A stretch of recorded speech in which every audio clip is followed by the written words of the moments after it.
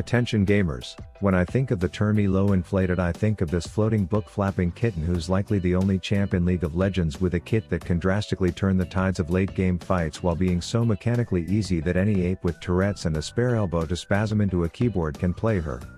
Yuumi mains consist of some extremely skillful well-studied League players, who are duo queuing with themselves by playing her entirely with their feet, as well as the rest of the foot fetish catfishing guys pretending to be young impressionable e-girls because receiving flirtatious remarks by random strangers online suspiciously makes their metrosexually manscaped butthole hairs stand up in a way that's arousing. So when chat is dead in #Shin's Discord server they typically take to the Rift and devote at least 15% of their attention to the game while simultaneously watching anime on Netflix and browsing TikTok. And as many of you know, a few weeks ago I strapped the cat ears on and played this queefing kitten when I discovered that the hull breaker effect on someone like Tryndamere doesn't deactivate when Yuumi is reverse cowgirling this perv to give him some good wank material for before bed. My right arm is a lot stronger than my left arm. Ha ha ha ha! Which either confirmed my suspicions that Riot doesn't view Yuumi as a real champion or the company was being bought out by the Italians because the code was turning into straight spaghetti. Regardless, I recently ran into a Yuumi top in one of my games and at first I thought this was free LP until I looked this chick up. That's right, a support building Yuumi top strategy was capping an over 80% win rate, and it's because it basically boiled down to you being a role model recipient of ganks as your opponents get Enron level greedy and lane with you, allowing you to snowball your bruisers early and then sit on them for the rest of the game while they do all the work. Much better than being kitty titty tethered to a useless ADC who won't benefit from heals if they get one shot anyway, so this way you still get to half AFK during the game but in a beef up your bruisers broken way to board that LP train. And if you want to make it even more OP you can earn real life money while playing it by downloading Buff as well. Buff, for you piggies living under a rock, is an app authorized by Overwolf, meaning it's about as trustworthy as the Pope himself, and you basically just download this biz then earn Buff points while gaming with the boys, which is a virtual currency that you can then redeem to buy all kinds of goodies both online and IRL. It's one of those no-brainers in life where if you are gonna be smushing your butt cheeks against your gamer chair all night on the Rift you're missing out by not copping this shiz completely free of charge and booting it up in the background while you play. Which by the way will not affect your performance at all, so if some bozo is buzzing some blasphemy about Bitcoin mining while you can literally see it taking up less than 1% CPU, then you can deem him as dumb as a doorknob and ease your mind knowing that if you give it a chance, the next time you are hard carrying some inting idiots you can be earning fat stacks, not to mention it works on tons of other games in case you've had enough of this toxic piss pit for one night and want to hit some variety. And after you've been gaming with it on you'll see the fat stacks accumulating that you can then redeem for tons of dank shizzle bizzle, so check the link in the description to give it a try. The next holiday you can tell your Grammy that you make money from playing video games, but for now let's get back to our AFK kitty strats.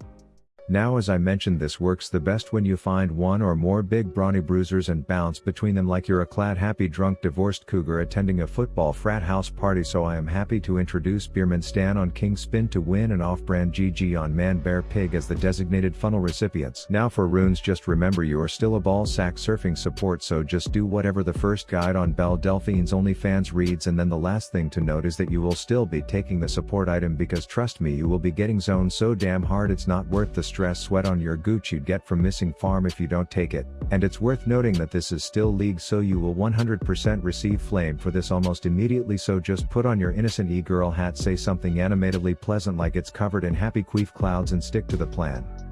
Which in this case is slapping the stupid smirk off this fat diabetic salmon's face until he goes full Diglett douche canoe on my ass. But what's that coming in? It's a bird, it's a plane, no it's a man slash bear slash pig, and I mount myself onto him like a damn mantle, make the shitter tired and wait for Rift Alexa to announce how we lost our kill virginity this game. Their team's gothic smoky shower curtain did eventually show up, but I don't think you are going to challenge a sophisticated tabby riding a monster mud of like 6 types of mammals, so he pisses off.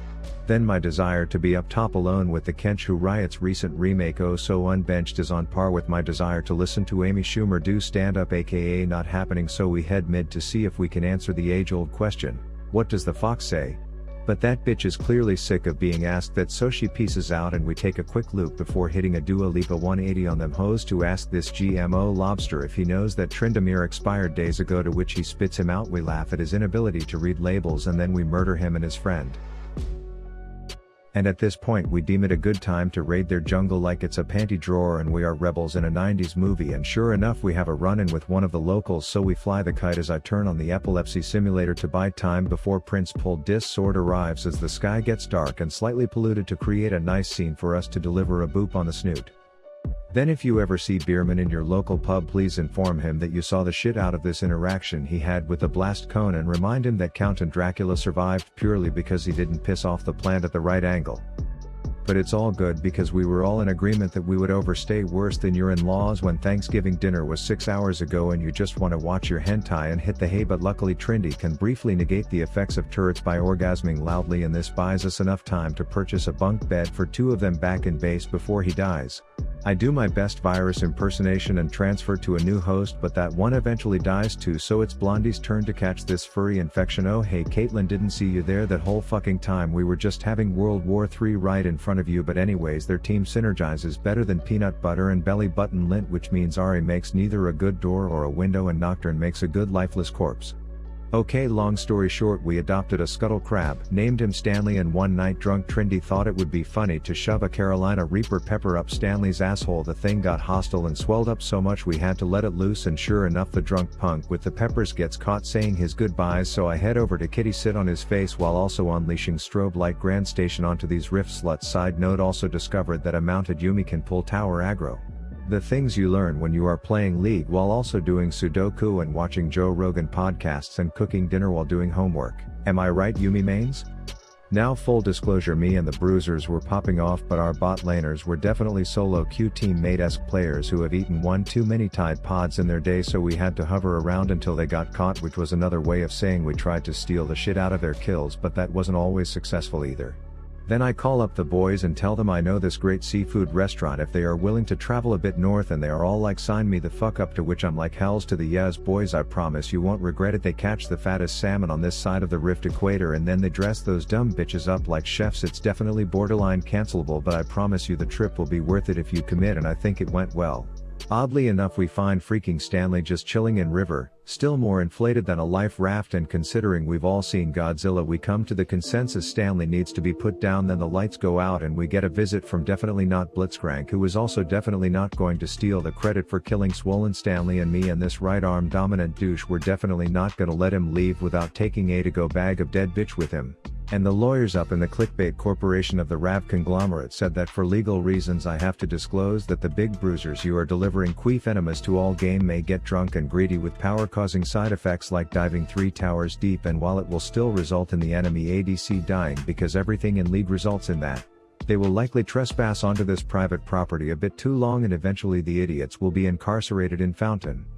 And I just wanted to add that the tail on this tantalizing tabby still found a way to make like an Olympic Jamaican sprinter named Usain Bolt.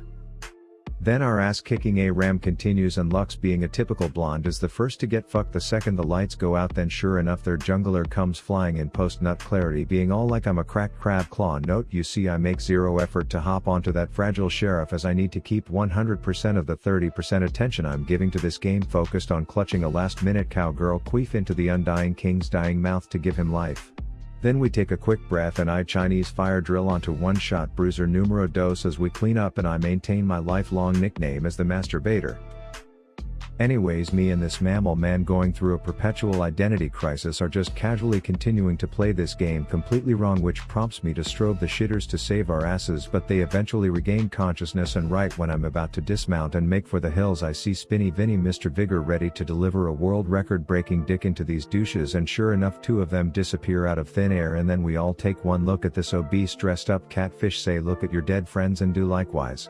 Someone contact Disney and tell them we found Nemo, and they were all just dumb as hell for not considering that he likely aged and got fat from the lonely stress eating. But don't worry, because we just put an end to the entire search series by murdering the shitter, and then big oof in the chat for this blitz, as it was definitely not the right time to walk into that situation. We have a bit of a falling out with Man Bear Pig, but the news of him getting charmed and a dark night reminds us that we need to be strong for each other if we are going to continue blatantly ignoring the rules of this game by treating their base like a mechanical bull and rubbing our sweaty asses all over it. As Rav's side piece ejaculates onto Jennifer Lopez under tower, I do a little hoppy sloppy zoomies to make your health toppy back and forth until Miss Sexy Lexi Ninetails tries her luck like she has 9 lives, but the choking chicken over her head means that theory will be tested, and spoiler, she only had 1.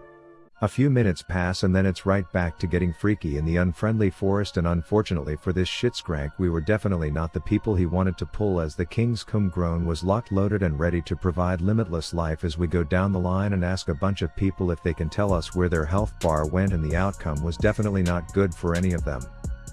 Then my off-brand is like, bruh, you ever heard of the scrub daddy? And me being on Yuumi, I'm all like, what about daddies? And he's like, it's a Shark Tank product, best sponge ever, it can soak up so much without getting messed up. Here I will demonstrate. And then he gas pedals in and soaks 675 abilities like some masochistic hungry hippo as I channel a sick alt to seatbelt a bunch of hooded midget employees to keep them from getting rowdy, and then I make he whose spirit animal is 3 spirit animals edge with death a bit as the fruits of our get trin fed labors come to fruition as he just one bops half their team with ease. Okay, I did end up finding out what the fox says.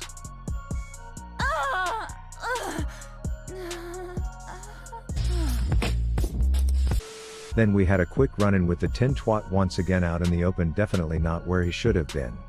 Meanwhile we are trying to see how many times we keep he who keeps it taco back in base, while fake Tantom Kench is trying to find out how many licks it takes to get to the center of a fed Tryndamere, which gets me ingested as well, and then I do a little hop between hosts to build the suspense before clutching that shit like I'm a stick shift. So at this point I am fully confident our bot lane could go AFK, lick each other's buttholes in the other room, and we would still clutch this game 2.5v5, and if that's not proof, check out just how useful Miss Pulsefire Piggy Bank was in this next fight. But once we let her live her best life we regroup, fuck the fox, and then chase this tiptoeing psychopath down, because it would be unlike us to let him count all the way to 4 at this point.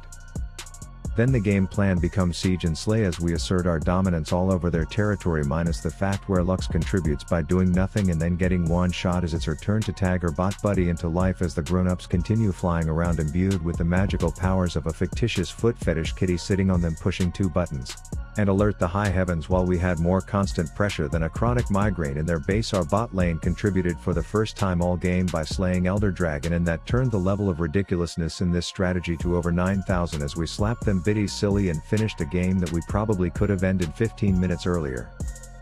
So if a 9.4 KDA sounds nice to you, tell those shitters in solo queue to lock in bruisers and take this tabby up top. Thanks for watching, and please slap that subscribe button silly if you haven't.